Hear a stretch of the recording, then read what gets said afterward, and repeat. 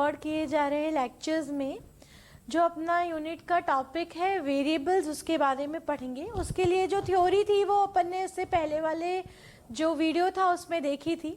अब अपन देखते हैं वेरिएबल्स के बारे में कुछ और चीज़ें, और इसके साथ और क्या क्या टर्म्स काम में आएंगी, अपने क्या क्या चीज़ें आपको पता होनी चाहिए वो अपन देखेंगे। ठीक है, सो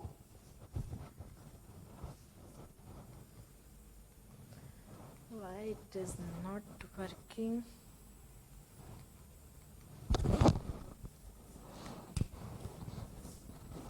निकल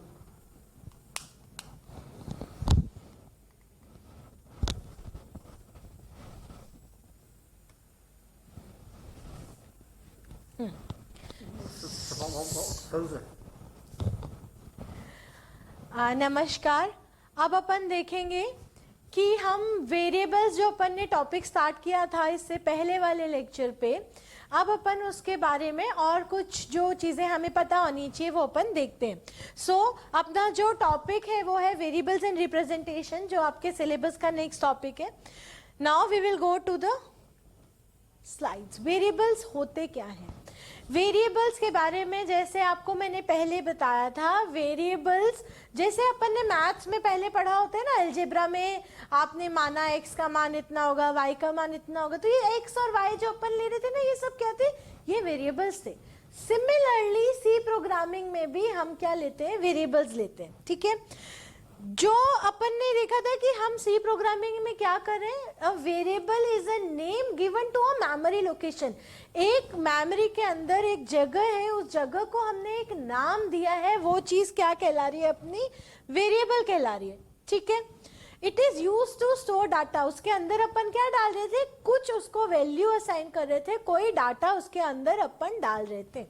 उसके उन वेरिएबल्स के अंदर अपन क्या क्या डाटा डाल सकते हैं? उन वेरिएबल्स के अंदर अपन इंटीजर डाल सकते हैं, रियल नंबर्स या floating point numbers. Floating point numbers को ही अपन क्या बोलते हैं? रियल नंबर्स बोलते हैं।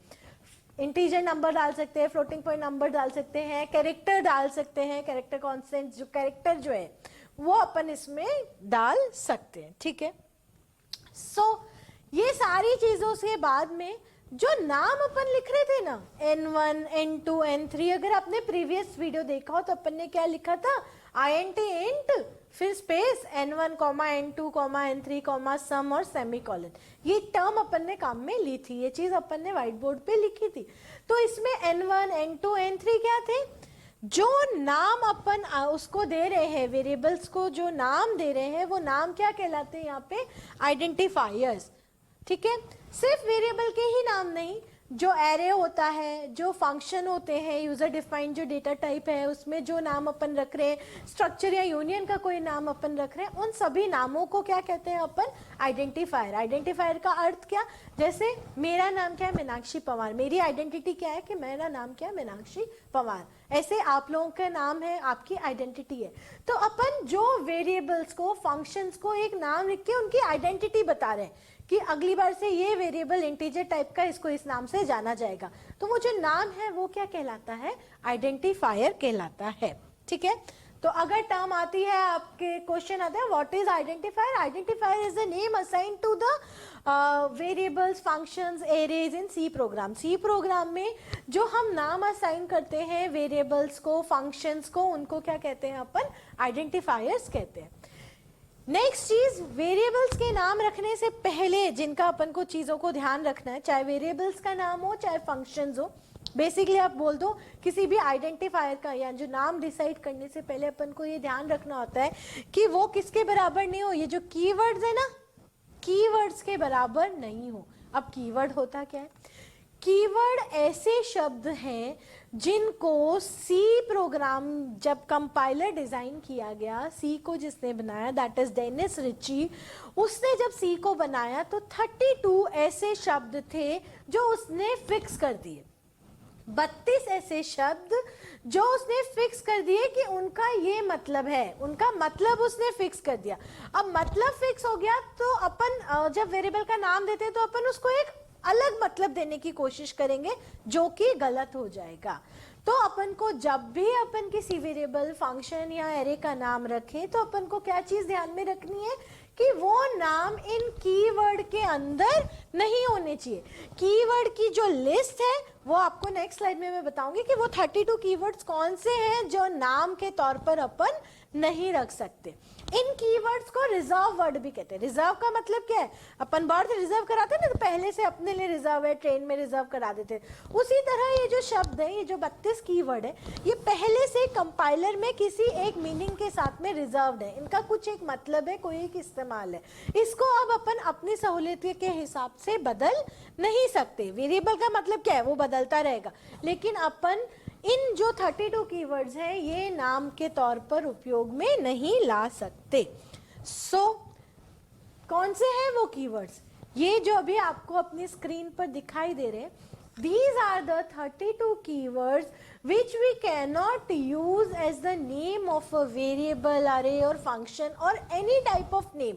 हम कोई भी नाम अगर अपने C प्रोग्रामिंग में रखेंगे तो हम इन 32 जो कीवर्ड अभी आपकी स्क्रीन पर दिखाई दे रहे हैं इनका इस्तेमाल नहीं कर सकते। ठीक है, इसमें आप देख लो, आपको इंटीजर भी मिल जाएगा, ये रहा, आपको फ्लोट वॉइड भी मिल जाएगा, VOID, आपको फ्लोट भी मिल जाएगा, यहाँ पे है, और ये कैर भी मिल जाएगा, जहाँ पे अभी मेरी ये रेड डॉट दिखाई दे रहा होगा आपको स्क्रीन पे।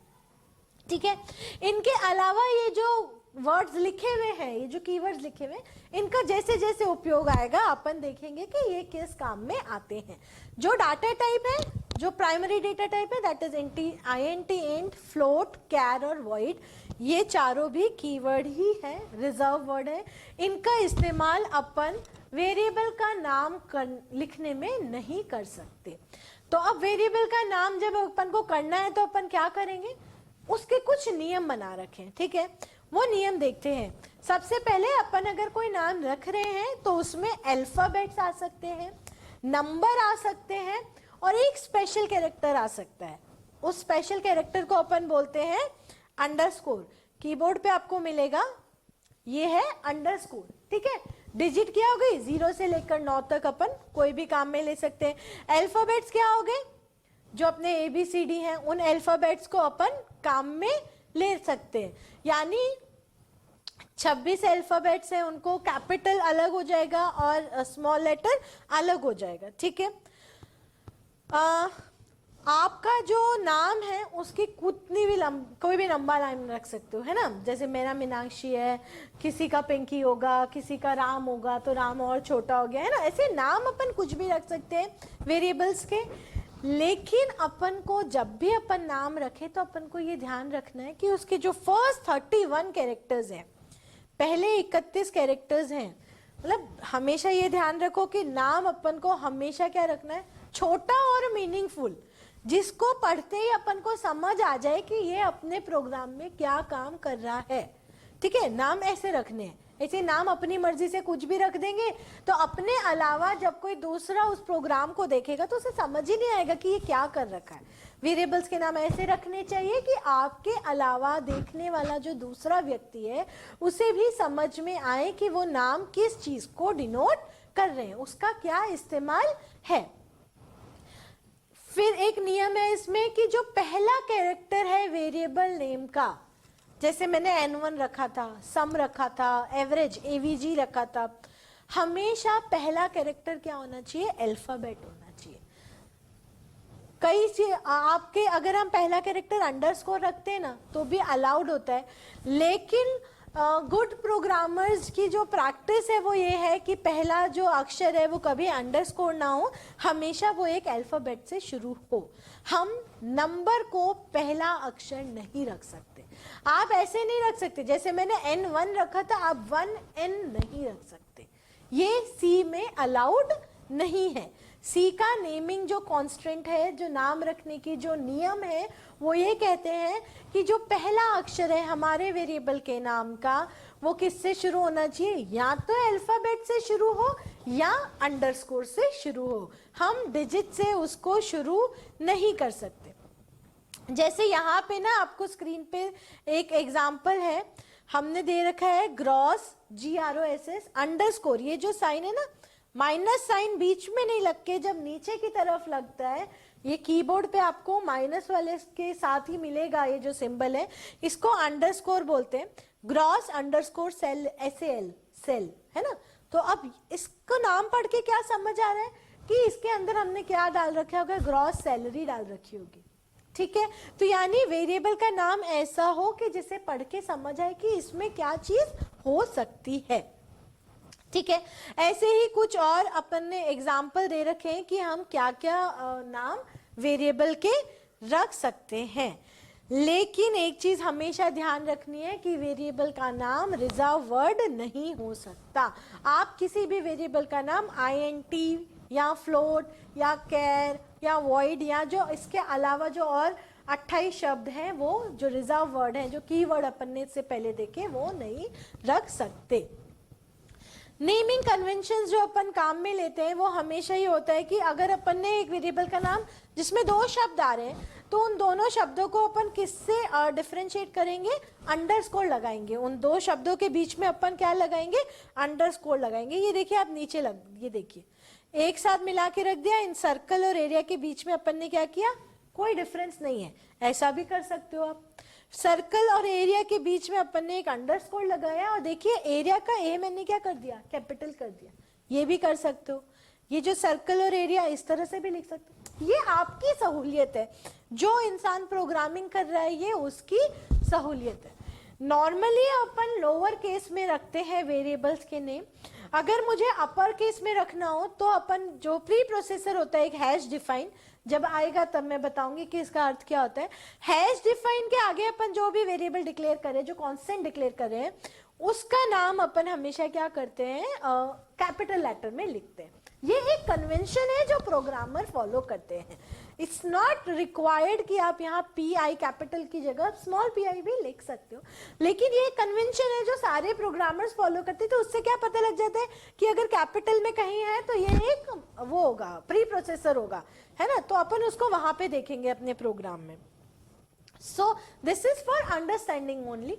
अगर आप चाहें तो बेसिक जो नियम है वो क्या है, पहला अक्षर या अल्फाबेट हो सकता है या अंडरस्कोर हो सकता है, नंबर से शुरू नहीं हो सकता।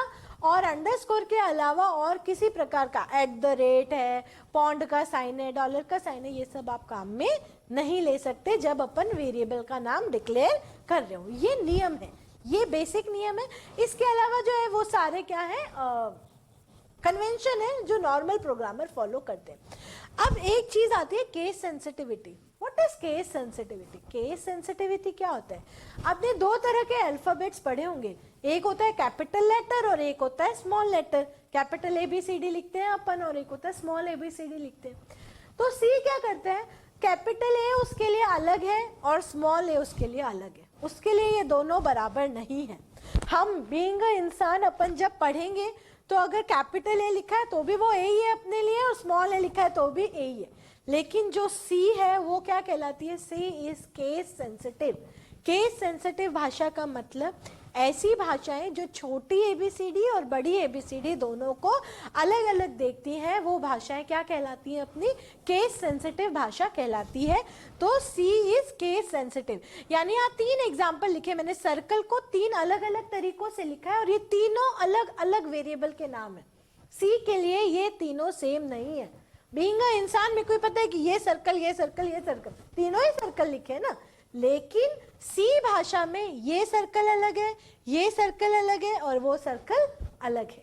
क्यों अलग है? क्योंकि इसमें देखो, इसमें सारे स्मॉल हैं, इसमें पहला कैपिटल है, इसमें सारे कैपिटल है।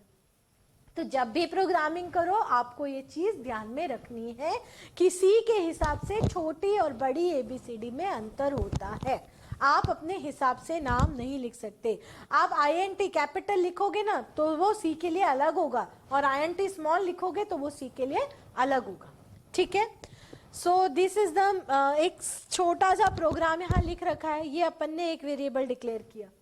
इस वेरिएबल का डाटा टाइप क्या है, INT यानी इंटीजर। आगे उसका नाम क्या रखा है मैंने, A, और उसमें मान क्या असाइन कर दिया मैंने, 10। यानी ये क्या है, मेरा वेरिएबल का डिक्लेरेशन और इनिशियलाइजेशन एक साथ ही हो रहा है, सिर्फ डिक्लेरेशन नहीं है। अब देखो नीचे वाली लाइन में मैंने कैपिटल A का मान क्या रखा है, 20। अब तुम एक बार स्मॉल ए प्रिंट करो और एक बार कैपिटल ए प्रिंट करो, दोनों के मान 10 और 20 अलग अलग आएंगे। अपने सी कंपाइलर में करके देखिएगा, आपको दोनों में अंतर पता चलेगा। तो this is called case sensitivity. Now variable declare करने का तरीका आपको मैंने बताया था। वेरिएबल डिक्लेयर करने का क्या तरीका होता है, सबसे पहले डाटा टाइप आएगा और उसके बाद उस वेरिएबल का नाम आएगा। अगर सिंगल वेरिएबल है तो उसको सेमीकोलन से अपन क्या करेंगे, टर्मिनेट करेंगे उस स्टेटमेंट को। अगर एक से ज्यादा वेरिएबल है तो यहाँ पे क्या करेंगे, कॉमा लगाया, नेक्स्ट वेरिएबल लिखा, कॉमा लगाया, नेक्स्ट वेरिएबल लिखा, और जब आखिरी वेरिएबल आया तो अपन ने क्या लिखा, सेमीकोलन। उसके बाद क्या होता है, जब अपन डिक्लेयर करते हैं तो हो क्या रहा है, देखिए जैसे मैंने एक वेरिएबल डिक्लेयर किया है जिसका नाम क्या रख दिया यहाँ पे, ये देखिए int एवरेज, ये चीज क्या कहला रही है, डिक्लेरेशन। अब इसमें बराबर करके हमने कोई मान नहीं रखा, तो मान नहीं रखा दैट मीन्स ये सिर्फ क्या है, डिक्लेरेशन है। अब मेमोरी में क्या हो रहा है, ये देखो मेमोरी में एक डब्बा बन गया, इस डब्बे की साइज क्या होगी, मैंने पहले वाले वीडियो लेक्चर में बताया था, क्योंकि ये इंट है तो इसकी साइज क्या होगी, 2 बाइट, ठीक है। और इसका नाम क्या रख देंगे, एवरेज। ये जो नीचे 100 लिखा है ना, ये अपन मान के चल रहे हैं कि ये उस मेमोरी लोकेशन का एड्रेस है। जैसे घर का नंबर होता है अपने ना, उस घर का नंबर 100 है, पर अपन को ये 100 की जगह अपन को क्या काम में लेना है, एवरेज। ये दोनों एक ही काम करेंगे, ठीक है। वेरिएबल क्या कर रहा है, उस एड्रेस को एक नाम डिक्लेयर कर रहा है। एंड नेक्स्ट इज, हम जो भी वेरिएबल है उसके साथ में एक डाटा टाइप एसोसिएट करते हैं। क्यों करते हैं डाटा टाइप एसोसिएट, मैंने आपको बताया था, ताकि कितनी मेमोरी हमको एलोकेट करनी है उस वेरिएबल के लिए ये पता लग सके। इसलिए अपन क्या करते हैं, डाटा टाइप एसोसिएट करते हैं एक वेरिएबल के साथ में। जो कॉमन डेटा टाइप्स या प्राइमरी डेटा टाइप्स जिसे हम कहेंगे, वो डेटा टाइप्स हैं इंटीजर, कैरेक्टर, फ्लोट।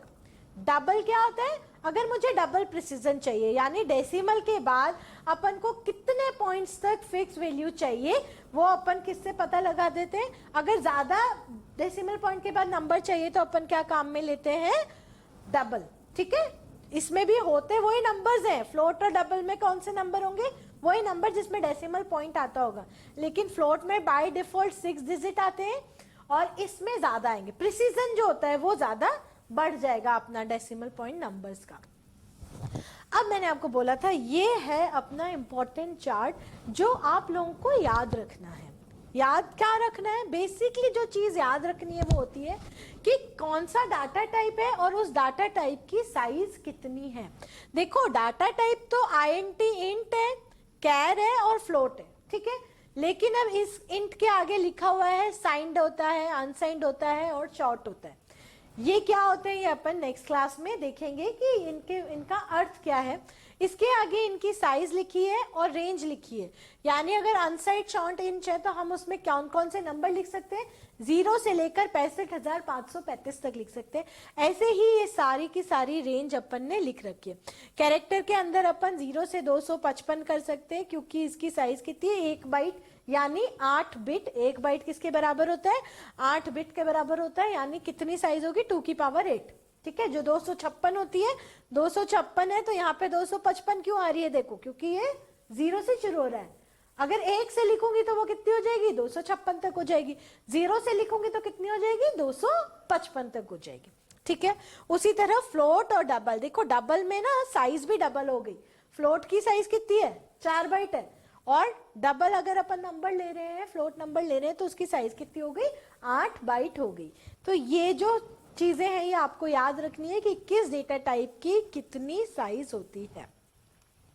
ये एक छोटा सा प्रोग्राम है जो अलग अलग अपने क्या ले रहा है, डेटा टाइप्स के वेरिएबल ले रहा है। ए को इंटीजर लिया है, बी को कैरेक्टर लिया है, और सी को अपन ने 3.14 लिया है, ठीक है।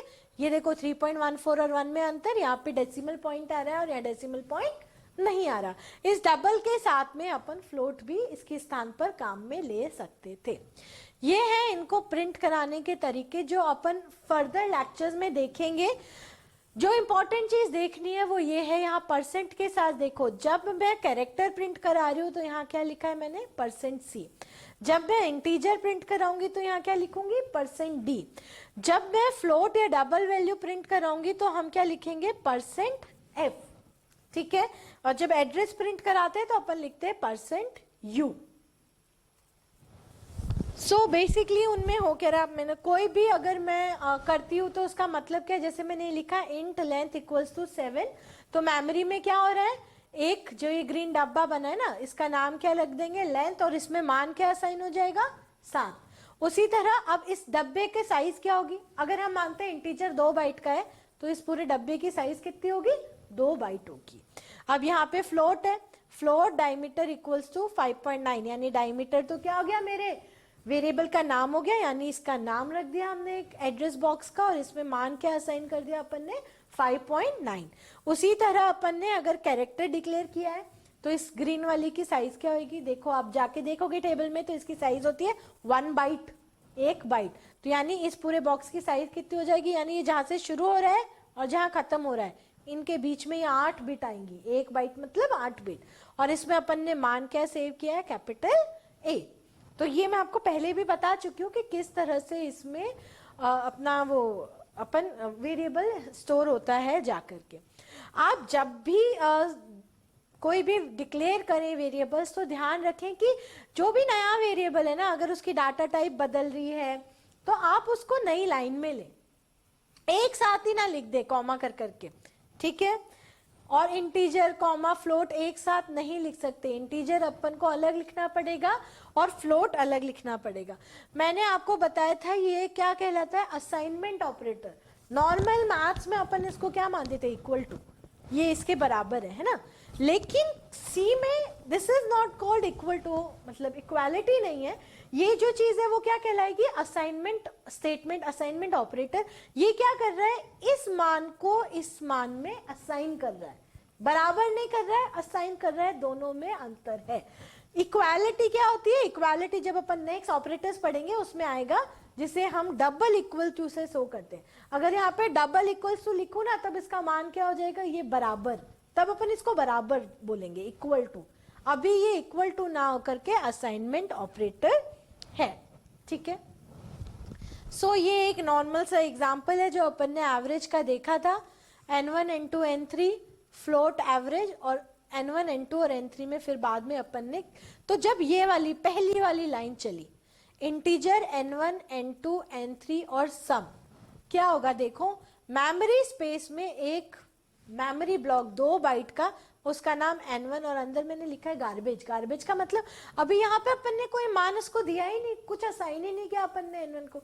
तो जब अपन असाइन नहीं करते और केवल डिक्लेयर करते तो ये इसमें गार्बेज वैल्यू लेता है, वो वैल्यू लेता है जिसकी अपन को कोई आवश्यकता नहीं है, जिसका कोई मतलब नहीं है। इस लाइन पे जब अपन ने n1 का मान क्या दिया, 6 को असाइन कर दिया किसके अंदर, n1 के अंदर, तब देखो n1 में गार्बेज की जगह क्या असाइन हो गया, 6। उसी तरह n2 में क्या असाइन हो गया, 4, और n3 में क्या असाइन आ गया, 5, ठीक है। तो ये एक सिंपल सा पिक्चर दिखाने के लिए है कि ये आपको कभी दिखाई नहीं देगा, है ना, लेकिन बैकग्राउंड में क्या हो रहा है ये सिर्फ इसको समझाने के लिए है कि एक्चुअली जब अपन ये लाइनें लिख रहे हैं तो हमारे मेमोरी स्पेस पर क्या फर्क पड़ रहा है। वेरिएबल्स कितने प्रकार के होते हैं, 2 प्रकार के वेरिएबल्स होते हैं, जिसे लोकल वेरिएबल कहते हैं अपन, और ग्लोबल वेरिएबल। अब लोकल वेरिएबल क्या होता है और ग्लोबल वेरिएबल क्या होता है, या इन दोनों में क्या अंतर है, वो जानने के लिए ना अपन को पहले छोटे मोटे कुछ प्रोग्राम्स बनाने पड़ेंगे, तभी आपको वो डिफरेंस समझ में आएगा। तो ये टॉपिक